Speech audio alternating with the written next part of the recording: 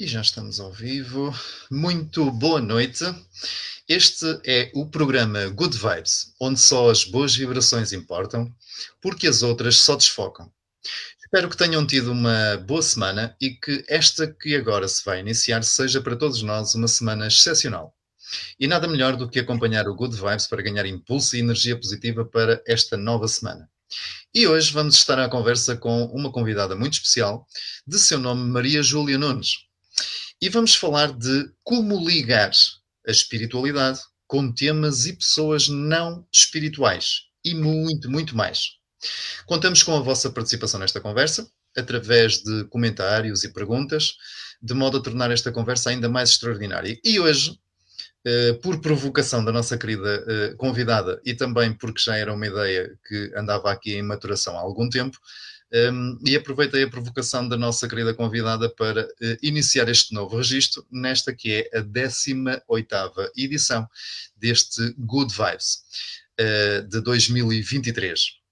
E então temos um link em que já temos aqui também algumas pessoas prontas para participar. Em vez de utilizarem apenas os comentários para dizerem boa noite e colocarem as vossas questões, podem clicar nesse link, escrevem o vosso nome e depois ativam o som e a câmara para entrarem em direto e interagirem connosco, falarem aqui connosco diretamente também no programa, de modo a que o programa seja ainda realmente mais interessante e mais interativo também.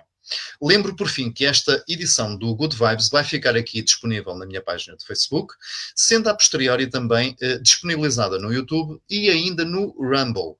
E quando isso acontecer, não só deixarei os links destas duas plataformas, do YouTube e do Rumble, aqui nos comentários deste direto, mas também partilharei como publicações independentes aqui na minha página de Facebook para que depois, a posteriori, também as pessoas possam ver este programa e rever e quem sabe até descobrir depois coisas novas que aqui em direto nos possam falhar.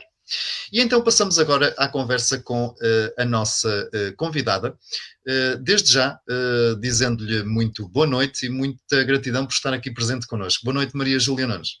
Boa noite, Vitorino. O prazer é meu e muito obrigada pelo convite. Grato eu por ter aceito. Para começar, e tal como tínhamos falado ali em off, a primeira pergunta é a única planeada e uma outra última também. E esta primeira pergunta é, de certa maneira, uma ponte antes de entrarmos na nossa conversa propriamente dita. Maria Júlia Nunes. Quem é a Maria Júlia Nunes? Essas costumam ser as perguntas mais difíceis, não é? Então, a Maria Júlia Nunes é um ser humano, é uma mulher, uma pessoa que está a dedicar a sua vida com o propósito de ajudar o maior número possível de pessoas a encontrarem o seu propósito e, portanto, a fazerem da sua própria vida um valor mais elevado e uma satisfação e uma alegria. Também sou mãe. Sou profissional da área do desenvolvimento pessoal há cerca de 20 e tal anos já. Antes disso tinha uma carreira profissional ligada às grandes empresas internacionais, que abandonei essa carreira para me dedicar a esta atividade e, na verdade, responder a um apelo, a um dom, se quiser, que já existia em mim. Enquanto pessoa, acho que sou uma pessoa descomplicada, sou uma pessoa que tem a sorte de ter um nível de intuição significativo e de ter o universo do meu lado para me encaminhar e me ajudar. Sou otimista, sou positiva e essencialmente descomplico aquilo que é bastante complicado. Trabalho também com empresas, além de com pessoas a nível individual, com empresas, com empreendedores. E sou uma pessoa como as outras que procura dar o seu melhor e fazer o seu melhor todos os dias e ser todos os dias um bocadinho melhor e nunca deixo de aprender. Portanto, estou sempre, todos os dias, disponível e disposta e a caminhar para aprender coisas novas. O que a atraiu na área do desenvolvimento pessoal? O que é que fez aí a Maria Júlia abandonar a tal carreira que falou e ter mergulhado num mundo que disse há 20 e poucos anos, não é? Portanto, nessa altura ainda era mais ousado fazer uma coisa dessas do que hoje. O que é que a atraiu no desenvolvimento pessoal para fazer essa transformação profunda na sua vida?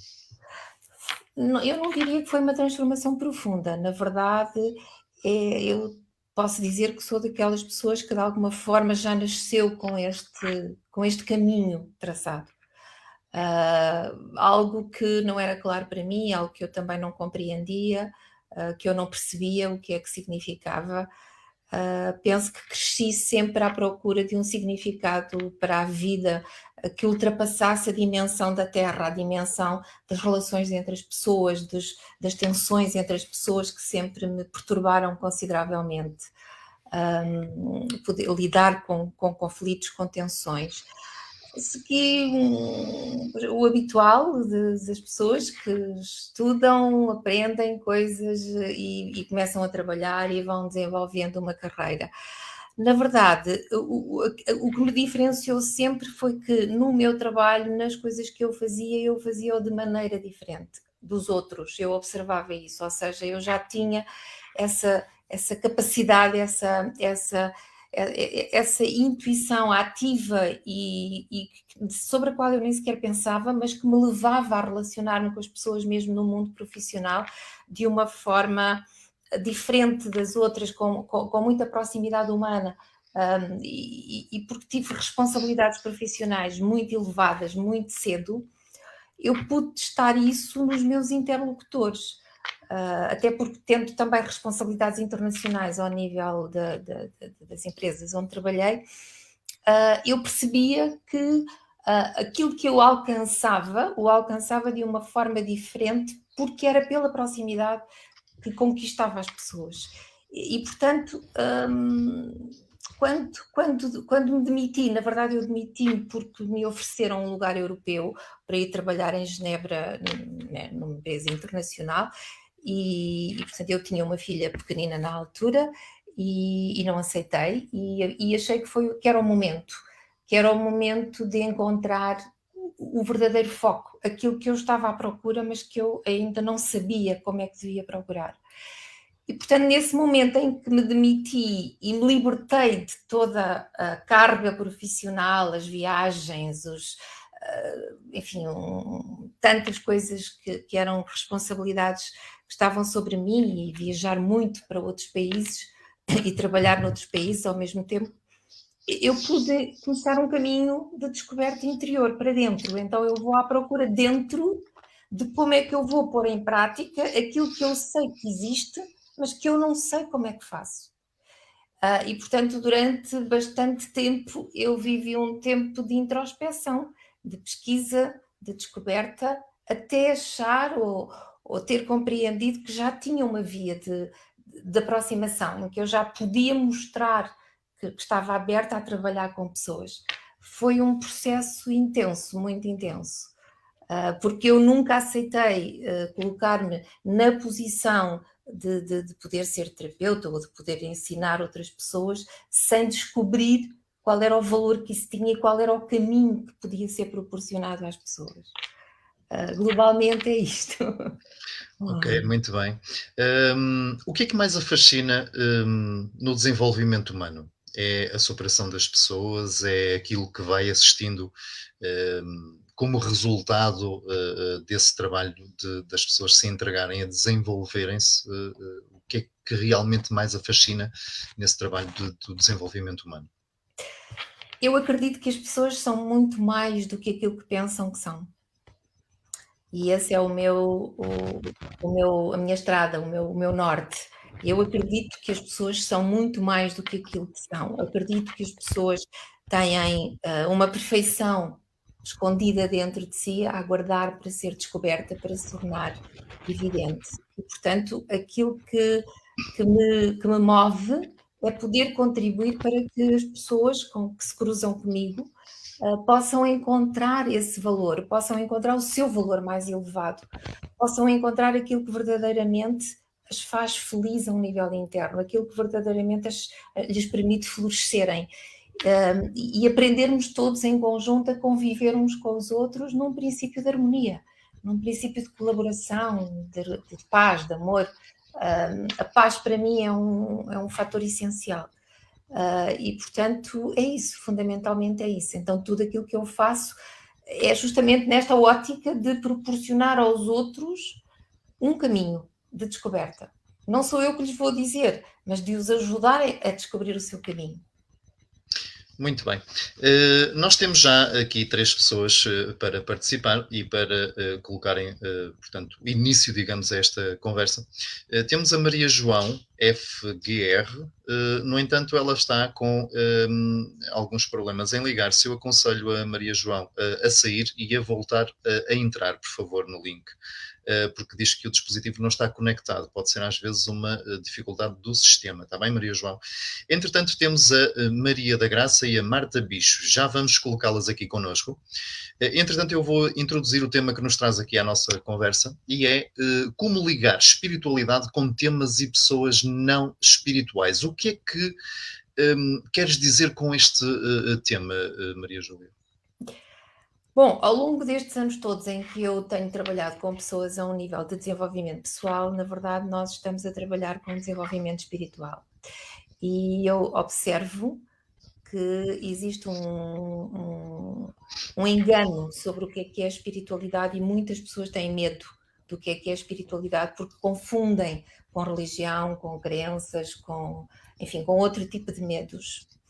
A minha experiência, e a minha experiência não só nesta atividade que desenvolvo atualmente, mas também todos os anos em que trabalhei noutras áreas, noutros contextos e com pessoas noutros ambientes, eu fui descobrindo e fui percebendo que nós podemos estar a falar de espiritualidade sem sequer nunca podermos utilizar este termo, não é?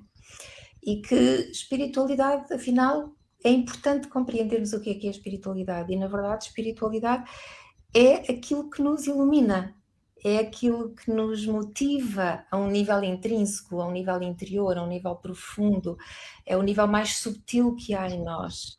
Então, todos estamos sempre a viver uma vida espiritual em paralelo com uma vida mais racional, mais lógica, mais humana, mas em que o objetivo é fazer um mix destes dois aspectos.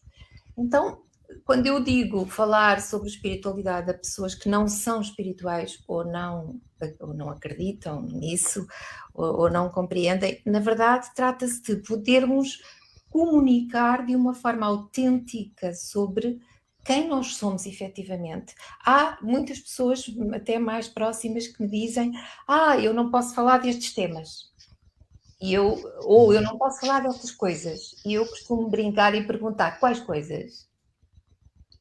De que coisas é que não podemos falar? Ou de que temas é que não podemos falar? Muitas vezes está na própria pessoa esse receio de ser mal entendido. E, portanto, isto tem que ser desmistificado. Precisamos desmistificar isto. Por exemplo, eu estou a dar formação numa grande empresa, sei lá, 20 pessoas, o que seja. Eu não vou estar a falar de espiritualidade, até porque nem é esse o âmbito, e nem sequer utilizo esse tipo de termos. Até porque eu trabalho no âmbito do desenvolvimento de competências de liderança. Mas quando eu estou a falar de emoções, quando eu estou a falar de colaboração, quando eu estou a falar de cooperação, quando eu estou a falar de as pessoas aprenderem a trabalhar em equipa, eu não estou a fazer outra coisa senão a falar de espiritualidade. E isto é muito importante termos presente que nós próprios temos que derrubar os estigmas das palavras, dos conceitos, temos que transformar as palavras em conceitos simples e facilmente compreensíveis e entendíveis. Então nós podemos sempre estar a falar de tudo, depende do vocabulário que utilizamos. Ser espiritual ou falar de espiritualidade é aquilo que fundamentalmente nos eleva. É o tal valor mais elevado, aquilo que nos coloca num patamar que não é só racional, mas é uma conexão que estabelecemos com os outros, começando com uma conexão connosco. Maria Júlia Nunes, por vezes ouve-se falar de pessoas espiritualizadas e pessoas não espiritualizadas. O que é isso, no teu entender? Vamos ver.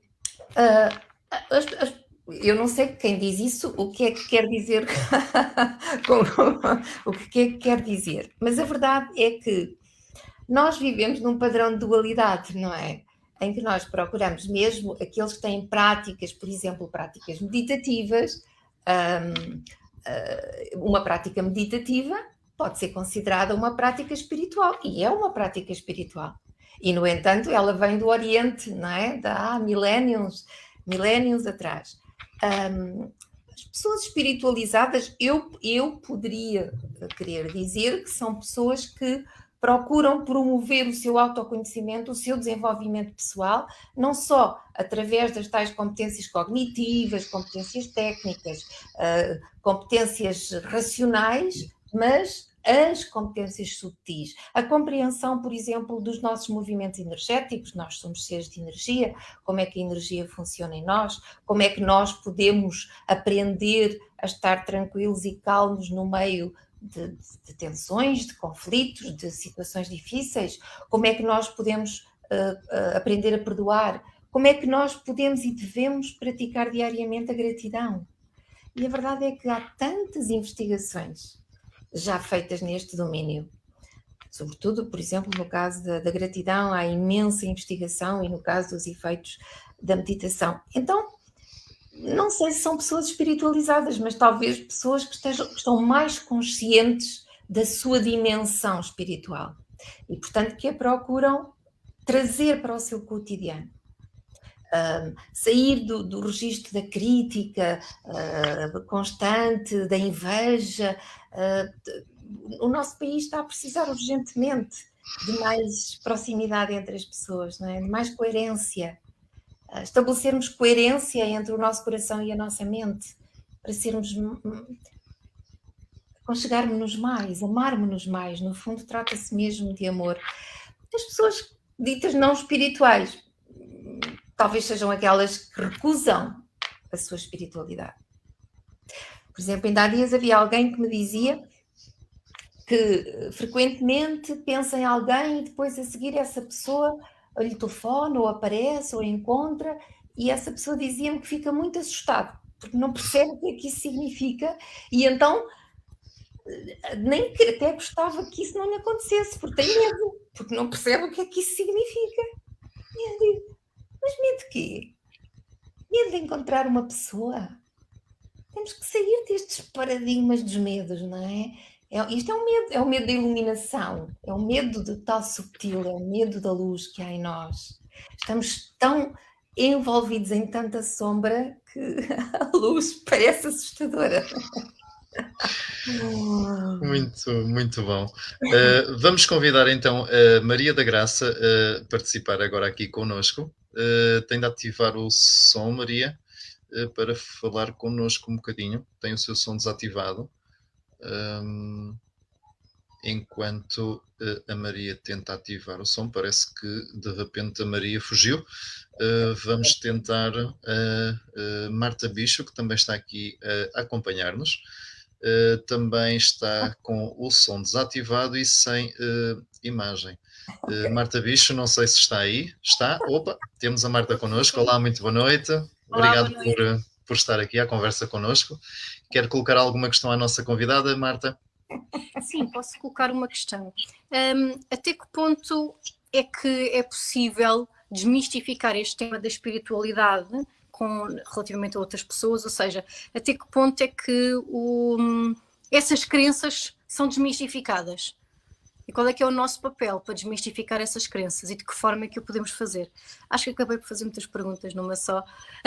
Desculpe. Mas até que ponto é que essas crenças que estão enraizadas as podemos desmistificar? Depende, se as pessoas que têm essas crenças se referirem a elas, se falarem sobre as suas crenças, pode-se comunicar de uma forma mais aberta, digamos assim. Se for apenas uma percepção, ou seja, se alguém tiver a percepção de que existe esse medo ou que existem essas crenças, pode tentar abrir novos caminhos, novas visões, com exemplos, por exemplo, dar bons exemplos é importante, ou exemplificar por exemplo, no caso estava-me aqui a lembrar, hoje fala-se muito de mindfulness, a meditação. Pensarmos, por exemplo, que meditar é uma prática espiritual e sabemos que os grandes líderes das maiores empresas internacionais utilizam isso como prática, ou até os grandes atletas, os atletas de alta competição, utilizam isso como prática para se focarem, para trabalharem o foco. Então, são bons exemplos para ajudar as pessoas a perceberem que elas podem experimentar. Ou até fazer uma experiência com as pessoas. Isto é válido nos dois casos. Se as pessoas falam abertamente sobre o assunto ou se exprimem os seus receios, aí pode-se dar outro tipo de exemplos mais objetivos. Sobretudo se é alguém, da parte de alguém que já tem alguma experiência. Mas, por exemplo, hoje há um exemplo que eu gosto de utilizar, que é o exemplo da energia. As pessoas, inadvertidamente, falam de energia. A tua energia, hoje estou com muita energia, hoje estou com pouca energia, aquela ali é uma energia má, aquilo é uma energia boa. Mas depois, se colocamos as pessoas a refletirem sobre a sua própria energia, ficam assustadas. Né? E, no entanto, expressam-no a toda a hora. É um bom exemplo. Este parece-me que é um bom exemplo para que as pessoas reflitam que a energia, de facto, é o nosso estado anímico, não é aquilo que nos mobiliza. Nós comemos porque precisamos ganhar energia. Nós fazemos desporto porque precisamos ganhar energia. Então, usar esse tipo de exemplos práticos e concretos, penso que é uma boa forma de ajudar as pessoas, sobretudo a não serem tão medrosas do desconhecido, porque isto é ter medo do desconhecido. Não sei se respondi à pergunta. Sim, obrigada, Maria Júlia, por toda a clarificação que deu e pela resposta à pergunta. Acho que sim. Ok. Obrigada. Ok, Marta, obrigado pela participação. Temos também o João António, no entanto, ele ainda não está completamente ligado, mas tínhamos antes a Maria Graça. Vamos tentar colocar aqui a Maria Graça Antunes à conversa connosco. Maria Graça, está-nos a ouvir? Estou a ouvir. Há bocadinho, ao tentar ligar o microfone, de alguma forma saí. Não sei o que é que aconteceu, mas agora estou a ouvir perfeitamente. Muito bem, Maria da Graça. Quer dar o seu contributo, colocar alguma questão à nossa convidada? Eu gostava de colocar uma questão. Eu conheço a Maria Júlia há muitos anos, acompanho sempre, fazemos meditações todas as semanas, mas há sempre perguntas a colocar. Hoje, por exemplo, eu estive com umas pessoas que já não via há uns 20 anos e essas pessoas vieram ter comigo e lembraram-se que há uns 20 anos já falava de espiritualidade e de meditação. A questão que eu ponho é que se nós deixamos sempre alguma semente nas pessoas com quem falamos sobre este assunto. Se eu entendi a pergunta é se deixamos sempre uma semente. Exato, que as pessoas depois vão à procura de alguma coisa. Okay. Primeiro, obrigada, Maria da Graça, por estares presente e também à Marta, naturalmente. Claro que sim, deixamos sempre sementes. E essas sementes são ainda mais importantes conforme for a nossa convicção, a nossa partilha. A forma como nós partilhamos as coisas, a nossa partilha é determinante para a confiança das pessoas. Portanto, quanto mais as pessoas confiam em nós, mais as sementes são ativas e ficam lá guardadas. Agora, uma das coisas que eu às vezes refiro é depois temos que, se possível, avançar um bocadinho mais para que as pessoas também pratiquem. Não fique só a semente, mas que a semente germine. Portanto, conseguirmos dar um passo adicional para que haja essa passagem depois à prática.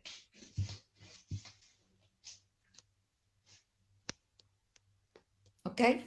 Ok, obrigada. Portanto, certo. Sim, força, Marta, força. Tenho mais uma pergunta. Como é que podemos participar dessas meditações e em que é que elas consistem? Das meditações semanais? Sim. Então, em primeiro lugar, eu faço, há mais de 20 anos que eu faço estes círculos, chamados círculos de cura, semanalmente. Durante muitos anos foram feitos presencialmente, sempre abertos a todas as pessoas.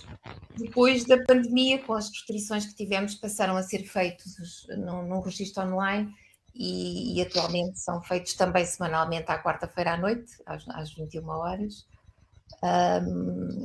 Agora, numa modalidade um bocadinho diferente, portanto, as pessoas subscrevem mensalmente a sua participação, e tenho até no meu website uma página sobre isso, para poderem participar. São círculos de cura onde se abordam vários temas, justamente temas de espiritualidade, temas de desenvolvimento pessoal, mas que são muito ligados à nossa vida cotidiana, portanto, àquilo que no cotidiano nós estamos a vivenciar. E depois há momentos de partilha, há momentos também, há temas que eu abordo de uma forma mais abrangente, temas que as pessoas trazem ou pedem. E há sempre um momento intenso de uma meditação profunda que engloba uma parte de cura, portanto, em que há vários aspectos da natureza humana que estamos a curar.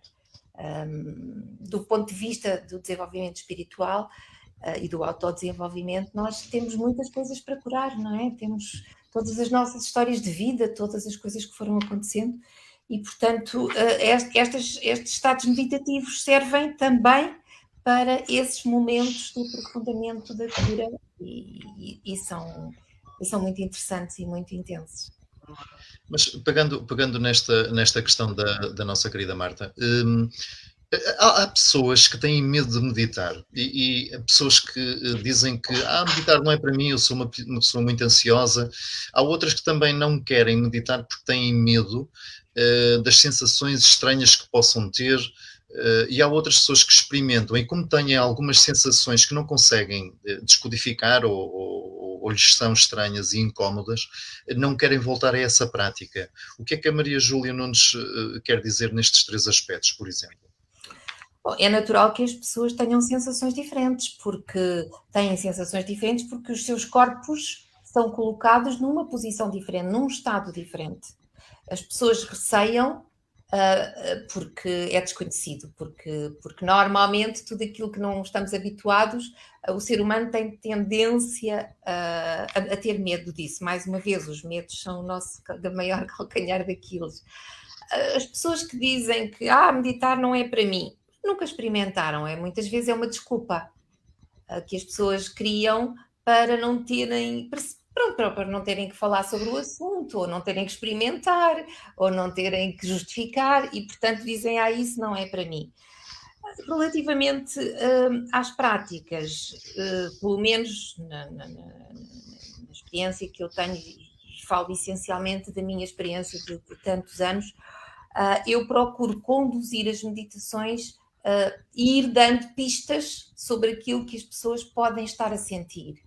E, portanto, isso facilita a abertura das pessoas e facilita a compreensão.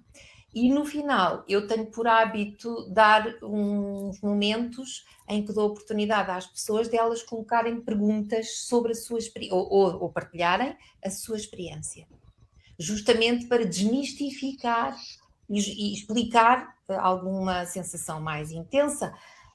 A questão é que, como estamos a interagir com a energia do corpo, essa energia cria uma mobilização interna diferente e, portanto, o corpo começa ali a ter novas percepções. E isso é natural. E se isso não acontecesse, significaria que a meditação não estava a produzir efeito.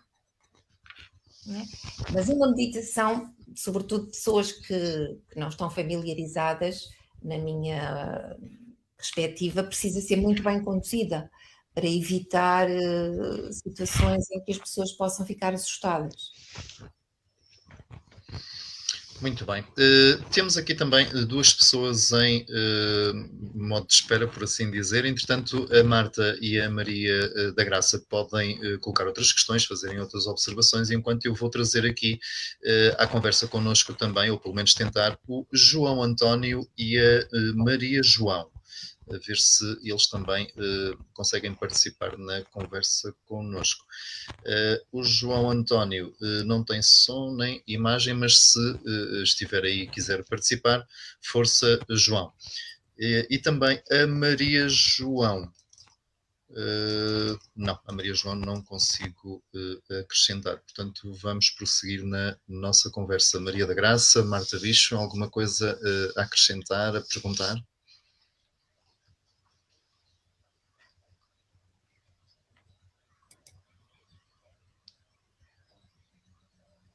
Não, para já não. Okay. Sim, força, Marta. Força, Marta, força. A Maria da Graça ia dizer alguma coisa. Não, ia dizer que agora não tenho mais perguntas para fazer à Maria Júlia. Obrigada. A Maria Júlia estava a falar agora no processo da meditação, também na meditação, no processo de cura. Como é que isso é na prática, através da meditação e nestas sessões semanais? Um processo de cura? Como é que é um processo de cura? Sim. Bom, então, uma meditação, quanto a este nível, quando ela é conduzida, ela tem uma intenção, tem um propósito. Portanto, as pessoas são conduzidas a relaxar, a colocarem-se num estado de maior abertura e de maior tranquilidade. Cria-se um estado favorável a que a pessoa comece a relaxar, a libertar das tensões do seu dia-a-dia, dos momentos mais difíceis. E depois pode ser feito de várias formas.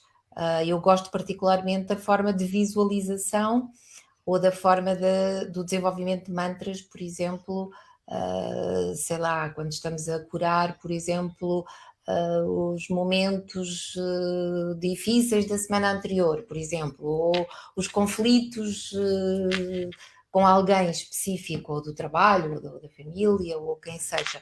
Podemos criar uma visualização em que a pessoa se imagina a conversar com a outra pessoa e a desculparem-se mutuamente e, portanto, e depois darem um abraço em que se desculparam e, portanto, em que estão prontos para seguir em frente. Mas há vários métodos de se fazer. A visualização é uma metodologia muito poderosa porque estamos a mobilizar o corpo, estamos a mobilizar a mente, estamos a mobilizar a intuição, estamos a mobilizar as emoções, mas é preciso ser devidamente acompanhada, portanto, e saber-se o que é que se está a fazer. Mas a meditação de cura e a visualização de cura é um momento holístico, em que se integra todo um conjunto de atributos individuais que cada pessoa tem e se alinham, se estabelece uma coerência para resolver ou solucionar ou melhorar uma determinada questão que a pessoa possa ter. Não sei se foi clara na explicação. Foi sim, obrigada. Obrigada. Já agora queria também pegar na dica da Marta e questionar o seguinte. A metodologia da meditação é uma ferramenta, se é que me permitem o uso deste termo, para nos curarmos, entre aspas, mas também para nos trabalharmos internamente, não é? Mas isso implica, por exemplo, aquelas posturas todas que vemos graçarem pela internet de estarmos em posição de flor de lótus e etc. Maria Júlia? Haverá correntes que dizem que sim, e eu não posso ir contra isso, naturalmente, é uma questão de filosofia. Penso que isso é uma questão de filosofia. Na minha visão, mais uma vez, e na minha experiência, se não nos encontramos numa corrente filosófica específica dentro da qual as pessoas se identificam, eu penso que não é adequado exigirmos às pessoas que se coloquem numa determinada postura ou que façam um mudra, coloquem as mãos de uma determinada forma. Penso que é mais adequado propor às pessoas uma postura corporal em que elas consigam relaxar-se, em que elas não fiquem tensas, não fiquem rígidas. Os mudras, as posturas, nomeadamente, que se chamam mudras, as posições das mãos e das pernas, têm um impacto no corpo, naturalmente, têm um impacto. Mas se for uma meditação relativamente mais longa, por exemplo, há pessoas que não aguentam estar muito tempo na mesma posição. Portanto, a meditação em si mesma e a gênese da meditação, e particularmente agora no modo mais ocidentalizado, o mindfulness, trata-se das pessoas comunicarem consigo mesmas, observando-se estritamente no momento do agora. Ou seja, é não fazer nada, basicamente. É só observar-se e não fazer nada relativamente à observação, nem sequer fazer um julgamento, um autojulgamento ou uma crítica. Portanto, a meditação é silêncio e uma pessoa pode meditar 5 minutos por dia apenas e conseguir silenciar o seu corpo de forma a revitalizar-se. Porque meditar, de facto, é conectar-se consigo. É permitir que o seu corpo se revitalize, que a sua mente descanse, que as suas emoções se acalmem. É criar silêncio. Nós vivemos num mundo de ruído e precisamos de um estado meditativo, fechando os olhos, para nos abstrairmos do que se passa ao nosso redor e conseguirmos entrar em contacto connosco. Portanto, eu não sou, a não ser através de uma filosofia própria que implica que as pessoas estejam de uma determinada forma, penso que não é essencial utilizar determinadas posições. Aproveito essa questão que colocaste das filosofias. Ser-se espiritual obriga que tenhamos alguma filosofia ou alguma religião, obriga que tenhamos alguma identificação ou, pelo contrário, permite-nos viajar por todas as filosofias, por todas as religiões? Absolutamente. Absolutamente. Ser espiritual, encontrar a sua espiritualidade, é ser livre. E é ser livre para se encontrar. E escolher. Porque ser alguém que despertou espiritualmente significa usar, e significa essencialmente usar a sua capacidade de fazer as suas escolhas conscientes, com consciência de si próprio. E, portanto, de quem é aquela pessoa. Não porque está a seguir um rebanho, não porque está a seguir uma religião. E aí poder, inclusive, abraçar conhecimento de várias filosofias ou até religiões e enriquecer-se com isso. Mas ser espiritual assenta no princípio da autoliberdade. Da autoliberdade com responsabilidade, com a autorresponsabilidade perante si próprio. Porquê é que eu escolho o que eu escolho? E o que é que me motiva a escolher isto em vez daquilo? Estas são perguntas essenciais que precisamos colocar a nós próprios. E o desenvolvimento espiritual numa ótica livre permite que estas perguntas tenham resposta, permite que as pessoas se encontrem ao ponto de saberem dar respostas a estas perguntas. E permite outra coisa que é essencial, que é conhecer as suas motivações. O que é que motiva uma determinada pessoa a uma determinada filosofia, incluindo o seu desenvolvimento espiritual. O que é que me motiva a querer fazer o meu desenvolvimento espiritual? O que é que eu espero alcançar ou o que é que eu pretendo alcançar? Estas perguntas precisam ser feitas e ser respondidas. Uma provocação. Então, ser-se espiritual pode ser-se filósofo da alma? Absolutamente. Mas é preciso depois passar da filosofia à prática. Ou seja, o princípio espiritual pressupõe que cada pessoa entende o seu papel e procura implementar o seu papel. Ou seja, eu digo muitas vezes e cada vez mais que o universo é muito racional.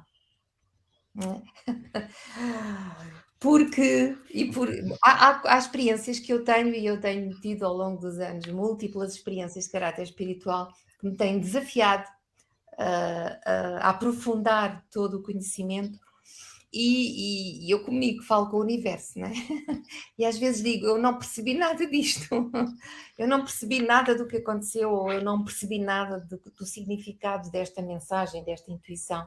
Portanto, eu preciso compreender. E mais cedo ou mais tarde a resposta vem. A compreensão torna-se clara. Então, quando nós estamos dispostos a implementar na nossa vida cotidiana os princípios da dimensão espiritual, tudo se torna, não direi racional, mas compreensível do ponto de vista cognitivo. E, portanto, a filosofia, se não for transformada em ação, ela fica apenas no campo da informação. E há 3 princípios básicos do desenvolvimento espiritual, sendo que o primeiro deles é justamente captar informação, mas depois é preciso transformar essa informação em conhecimento. E quando chegamos à plataforma do conhecimento, vamos começar a colocar em prática esse conhecimento. E então, aquela informação e aquele conhecimento transforma-se num terceiro fator, que é o fator da sabedoria. Ou seja, nós experimentamos e conquistamos. A nossa conquista é a nossa sabedoria. E então, nesse momento, aquela pessoa passou a ser aquilo. E isto é um valor incrível de fortalecimento, de autoconhecimento, de compreensão de si mesmo, inclusive de confiança, de se amar a si mesmo, de se amar a si próprio, de compreender a natureza do amor de uma forma universal e não da forma humana como nós tendemos a entendê-lo. De ser grato diariamente, desde manhã até ao final do dia. Ser grato pela vida e respeitar a vida. Respeitar a vida, a natureza, os outros. Isso faz de nós filósofos praticantes. Muito bom. Temos aqui a Diana Silva a dizer-nos boa noite, alegria. Boa noite, E obrigado, Diana. Boa noite também. E eu vou aproveitar este boa noite, alegria para questionar se ser-se espiritual às vezes dá a sensação que quando as pessoas entram nesse processo de espiritualidade se tornam mais leves, se tornam mais alegres, ou há momentos em que podem ser um bocadinho mais confusos, mas depois isso traz a Maria Júlia no início falava de harmonizar, de tranquilizar. As pessoas que entram nesta caminhada do despertar espiritual, se é que podemos falar assim, a certa altura do campeonato tornam-se mais pacíficas. Isso traz alguma alegria também? Muita alegria. Muita alegria. Nós tendemos a perseguir a ideia da felicidade, mas na verdade nós precisamos é de procurar a alegria. Porque enquanto que a felicidade é transitória, nós temos momentos de felicidade, mas nunca somos totalmente felizes da mesma maneira. Portanto, a felicidade é muito transitória porque está muito dependente dos acontecimentos externos. A alegria não, a alegria é algo que nós podemos ter constantemente. Nós podemos ser constantemente pessoas alegres. E, portanto, isso dá-nos uma força e uma vitalidade incríveis. E é um facto que quando trabalhamos o nosso desenvolvimento interior, o nosso desenvolvimento espiritual, nós somos mais leves. Fisicamente pesamos menos. Somos menos conflituosos, somos mais pacíficos, somos mais próximos dos outros, somos mais saudáveis, rejuvenescemos, a nossa pele rejuvenesce. Ficamos com um ar completamente novo, renovado. E então, se a prática for constante, há um rejuvenescimento incrível a todos os níveis do nosso ser, do nosso corpo, da nossa mente, das nossas emoções, das nossas relações, tudo. Muito bem. Eu vou convidar o João António, João António Costa e Silva, a participar no programa. Ele está aqui, já adicionei há bocadinho, no entanto, não tem som nem imagem. João António, se quiser participar na conversa, vamos lá. tem também a Maria João, que desde o início que eu não consigo acrescentá-la porque ela não está mesmo disponível. Maria João, se quiser participar, aconselho mais uma vez a que saia e volte a entrar, por favor, no link, mas tem de ativar o som e a câmara para participar aqui na conversa connosco. Entretanto, a Marta e a Maria da Graça podem participar sempre que assim o entenderem. Eu queria colocar a seguinte questão à Maria Júlia Nunes. No início explicou que trabalhava numa determinada carreira e que isso envolvia empresas e etc. No entanto, quando se dedicou ao desenvolvimento pessoal, acabou por estar também a colaborar em empresas. Nesse setor, no setor empresarial, acha que a espiritualidade tem espaço, tem vindo a conquistar mais espaço e de que forma é que ela se vai refletindo no desempenho das pessoas e até na forma das pessoas estarem nas empresas? Bom, eu penso que as pessoas, a um nível individual, estão cada vez mais despertas para aderirem a outro tipo de conhecimento e de postura. Ora, no nível empresarial, penso que ainda há muita coisa para ser feita. E há muita preocupação do parecer, há muita preocupação de as pessoas não se exporem dentro das empresas. Portanto, é difícil, se essa abertura não vier de cima para baixo, é difícil que seja feito de uma forma aberta. Não estou a dizer que não há casos em que já não há algumas abordagens. Hoje, por exemplo, há muitas empresas já que até têm os diretores da felicidade, não é? Nas empresas, ou a questão do bem-estar, mas é tudo feito ainda numa ótica mais física, da fisicalidade, não é? Do bem-estar, da fisicalidade e a questão emocional, há os apoios psicológicos e outras coisas, porque as empresas lutam com os temas do burnout, portanto, dos esgotamentos, as doenças mentais, o stress, e, portanto, disponibilizam já muitas empresas esse tipo de apoio. Mas voltamos sempre ao mesmo, se o foco estiver só exclusivamente na parte física ou na parte emocional e não estiver relacionado com a essência, com aquilo que está a ser mobilizado lá dentro e os dramas que as pessoas estão a acumular dentro de si, vai sempre romper de alguma maneira. Há muito trabalho a ser feito nas empresas, muito. Diga. Sim, força. Não, eu dizia que há uns anos atrás, há alguns anos, eu desenvolvi um projeto que esperava que pudesse ter mais adesão por parte das empresas, mas de facto não teve e pronto, é um projeto que já criei há muitos anos, em 2008 mais precisamente, e que em 2017 culminou com um livro que é um livro que se chama Abraçar a Paz e que é um livro que funciona como um curso de desenvolvimento pessoal, porque ele está dividido pelos 365 dias do ano, com frases ou mensagens diárias associadas a um tema mensal e depois a exercícios que são propostos no livro para serem feitos semanalmente. E este livro até foi produzido num princípio de economia circular e não tem fins lucrativos, nem está à venda em livrarias, está disponível, mas não está à venda em livrarias, só no meu website. E a proposta era que as empresas pudessem disponibilizar o livro às suas pessoas. Não é? É uma forma das pessoas terem uma motivação diária, não é? Positiva, construtiva. E, enfim, não teve a adesão que eu esperava e pronto, mas é um caminho que estamos a fazer. Hoje já se fala do amor nas empresas, já há livros sobre isso, e de outras coisas. Nem França há uma universidade, não uma universidade oficial, mas que ensina o Heart Leadership, portanto a liderança feita através do coração. Portanto, há vários movimentos pelo mundo que estão a tentar que se crie essa transformação, essa mudança, e ela tem que existir nas empresas. Mas, no entanto, incorporarmos o tema da sustentabilidade, as empresas têm que se abrir.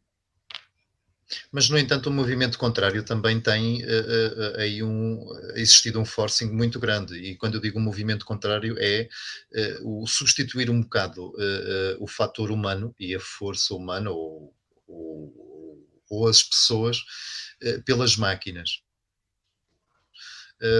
Isso pode ajudar de alguma forma ou na tua perspectiva, Maria Júlia, achas que poderemos estar aqui a atravessar ou a começar um caminho do desinvestimento no ser humano competente, em que se sinta bem nas suas funções, por exemplo, e que psicológica, emocional e espiritualmente sinta prazer no que está a fazer, ou que veja aqui com este crescente automatizar das empresas uma possibilidade de ficar sem o seu trabalho e de se sentir dispensável? Bom, para as empresas que só têm como objetivo o lucro, esse princípio aplica-se, não é? Mas cada vez mais está claro e assumido que as empresas têm que ter um propósito social, não podem visar só o lucro, têm que ter um propósito social. Por outro lado, as gerações mais jovens e as empresas debatem-se com aquilo que definem ou que chamam como falta de talento. Há falta de pessoas, sobretudo depois da pandemia. Houve um fenómeno internacional, um fenómeno a nível mundial, em que as pessoas parecem ter desaparecido e, portanto, começaram-se a demitir em massa pessoas das empresas. Contratar pessoas, maioritariamente, hoje é uma grande dificuldade que as empresas têm e, sobretudo, os mais jovens, eles procuram um propósito, ou seja, eles procuram que a empresa lhes ofereça um propósito. Porquê é que esta empresa me quer? O que é que ela tem? Qual é o propósito que a empresa tem para eu poder ir trabalhar para lá? E se não encontram esse propósito, vão-se embora e não hesitam, vão-se embora. Portanto, as empresas que conseguem perceber que é preciso abraçar e ter uma cultura clara de propósito social, essas empresas eventualmente terão outro futuro e vão começar a abrir-se. Agora, a robótica, já há muitos anos que existe a robótica, agora a inteligência artificial. Mas vamos ver uma coisa. A inteligência artificial existe porque existem pessoas. Portanto, são as pessoas que criam a inteligência artificial. Elas vão ser sempre necessárias. De facto, estamos em contra natura, porque, por um lado, fala-se inteligência artificial e inteligência artificial, por outro lado, eu que acompanho os movimentos empresariais e, sobretudo, os movimentos das empresas e das lideranças nas empresas, fala-se diariamente, constantemente, as pessoas são mais importantes nas empresas, as pessoas são mais importantes nas empresas, mas depois isso não é acompanhado com a prática. Maria Júlia, mas o facto de mencionares que, sobretudo, estas novas gerações, as pessoas mais novas, se a empresa não lhes dá o propósito, e se elas sentem que estão ali, que estão em sacrifício, que estão sob pressão, estão a fazer, perdoem-me o termo, um frete, e se vão embora, de certa forma elas estão a respeitar aquilo que sentem daquela situação. Pode estar aqui o início de um novo paradigma, de uma necessidade das empresas acabarem por serem confrontadas com pessoas que já não se submetem a situações que lhes são que lhes causam um fardo, um peso, e por começarem a perceber as empresas, e quando eu digo as empresas não são organismos vivos, são feitos de pessoas, não é? E as pessoas que lá estão podem se ver também de alguma forma por esse fenómeno, por exemplo, verem-se convidadas a mudar de perspectiva, a tornarem-se num certo sentido até mais espirituais também. Achas que sim? Acho que sim, que pode acontecer? Acho que sim.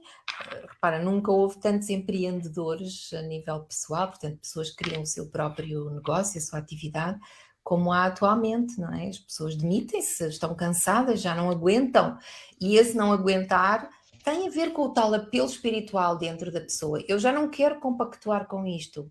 Eu já não aguento este universo, este mundo sombrio. E, portanto, tenho que sair, tenho que romper isto. Agora, a meu ver, muitas empresas estão a tentar ultrapassar estes problemas, reforçando os tais, aquilo a que se chama ao nível empresarial, os salários emocionais. O salário emocional são as compensações emocionais que são dadas às pessoas, através de atividades, através muito... As empresas que, sei lá, põem jogos de snooker nas empresas, têm sofás, têm, sei lá, uma série de coisas e de atividades para as pessoas poderem relaxar. Ou as festas, ou as massagens, mas dificilmente, por exemplo, implementam programas de meditação. Né? Ou seja, estão a cuidar da tal dimensão física, daquele aspecto que a empresa precisa, que é a força de trabalho, que as pessoas produzam, que as pessoas tenham um alto desempenho e produzam. Mas é preciso criar os alicerces internos, é preciso que lá dentro a energia das pessoas esteja alinhada com a empresa. E isto ainda está longe de acontecer. Tem que haver, de facto, uma mudança de paradigma e tem que haver muitas pessoas a falarem sobre isto. É o mesmo que na vida pessoal, quando as pessoas estão com problemas e dizem tu fazes meditação, realmente isso é muito bom, não é? Tu sentes-te melhor. Mas eu tenho um problema, eu estou doente, ou eu sinto-me mal, então porquê é que não faz também? Porquê é que não faz algo para mudar essa situação? Fugindo da questão empresarial e aproveitando a tua deixa do pessoal, em termos individuais, nós ainda olhamos muito para este processo de espiritualidade como processo, enfim, tema, como algo que só está ao alcance de algumas pessoas. Achas que isto ainda é um estigma ou um paradigma que é preciso continuar a desmistificar? Eu penso que não. Eu penso que esse estigma que já não existe, as pessoas que o podem utilizar como argumento é porque não querem dizer diferente ou não querem ser diferente.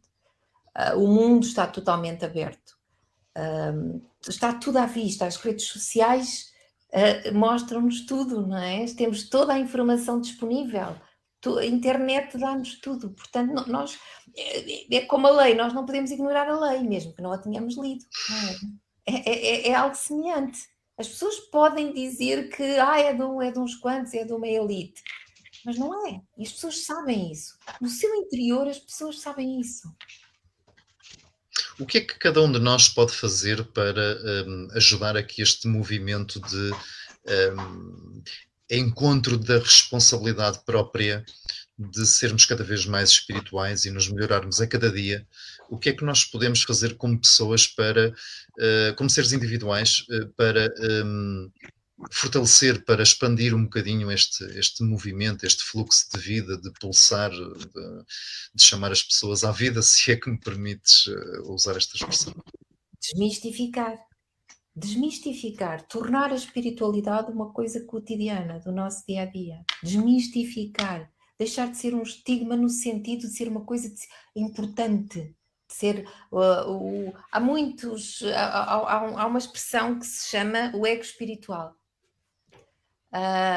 E eu que já venho justamente desses tempos em que as coisas estavam completamente fechadas, não é? A esse nível aqui no nosso país, participei eu e pequenos grupos em que nos juntávamos nas casas uns dos outros para praticar meditação, para estudarmos, para nos desenvolvermos, para chegarmos a patamares mais elevados de conhecimento. Ao longo do tempo, começou a haver também quase grupos de elite, quase aqueles que se consideram que são mais importantes que os outros, são mais espirituais que os outros. Temos que tornar isto sustentável para toda a gente, não é? Tem que ser algo que está livremente disponível, não é? No fundo, é inclusão. E todos nós podemos fazer isso não complicando a situação. Transmitindo às pessoas, espera lá, ser espiritual não é nada mais do que o que é que te encanta? O que é que te encanta? O que é que te faz sentir-te emocionado ou emocionada? Esse é o teu lado espiritual. O teu lado espiritual é é o que te envolve, é o que te dá mimo, é o que te dá carinho, é o que te faz lá dentro de ti sentires que mereces, que vales a pena. Isso é ser espiritual. Isto tem que ser mostrado às pessoas. Muito bem. Temos aqui também a Maria Silva a desejar-nos boa noite e depois a dizer que exatamente a mudança é uma mais-valia.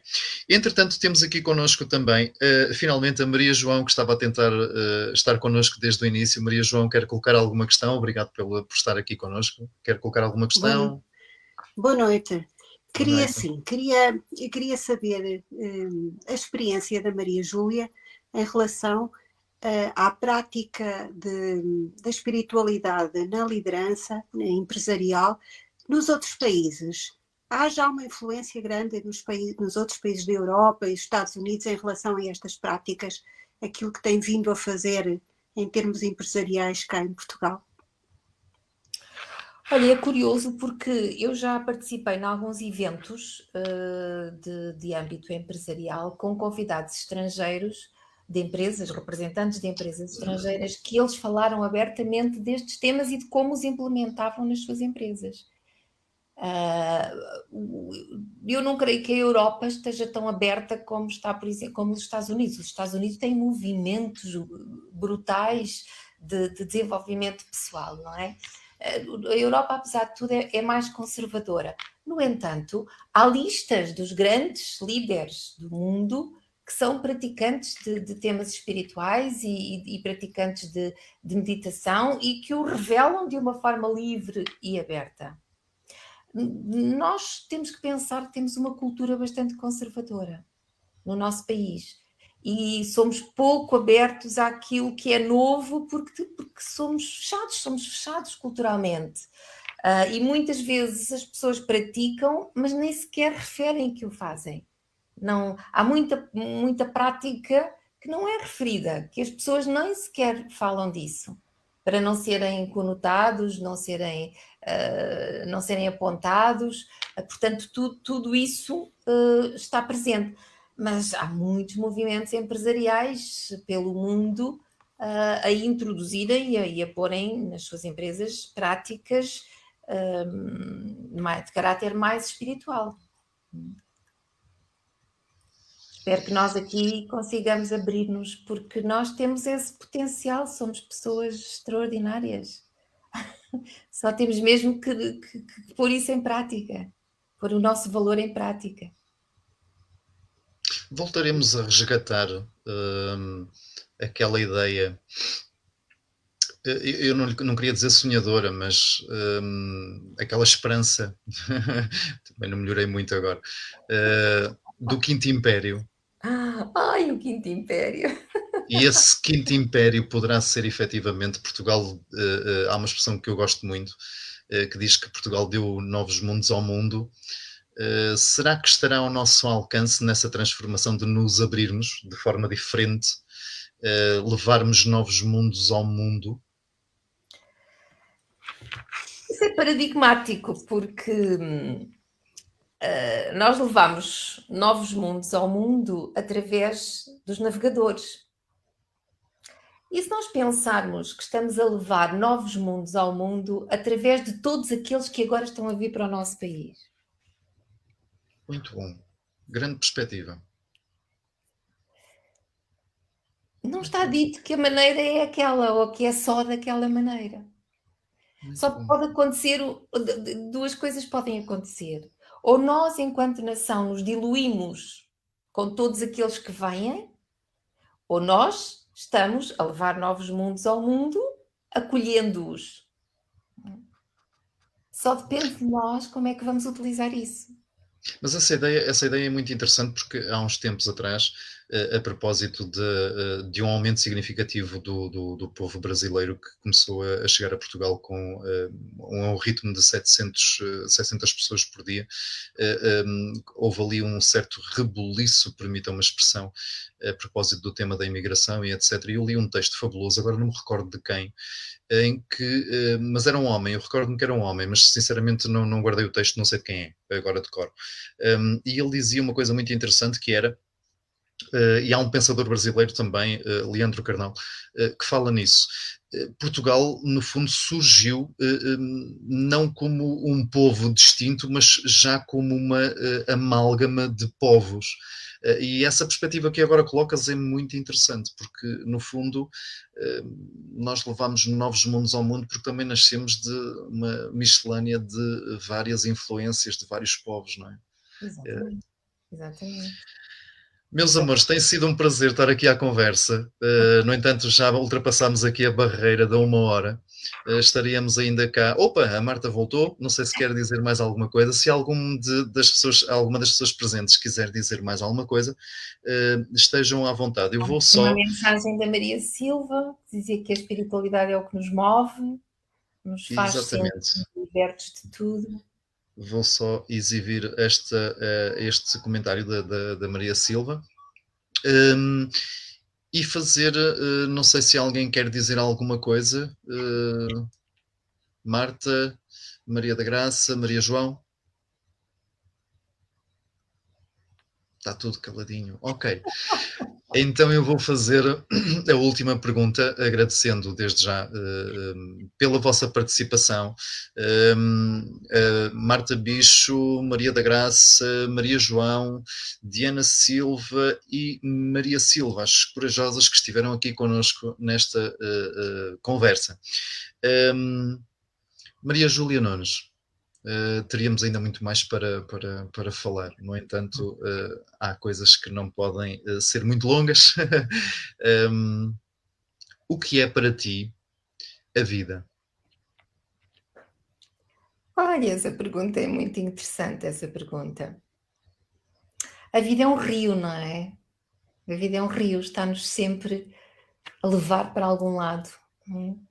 E depois nós vamos, ou não, limpando as margens, ou vamos deixando que as margens do rio se sujem. E, portanto, a vida é uma procura. É uma procura e um encontro constante. Estamos constantemente a procurar e constantemente a encontrar. E fazer com que estes dois pontos se tornem coerentes e promovam o nosso bem-estar, a nossa alegria e o nosso crescimento depende do nosso nível de escolha e de compreensão que temos sobre nós próprios. Então a vida é aquilo que nós sabemos sobre nós próprios e depois daquilo que sabemos, aquilo que fazemos com o que sabemos. Mas a vida é um caminho que nos vai levar a um porto.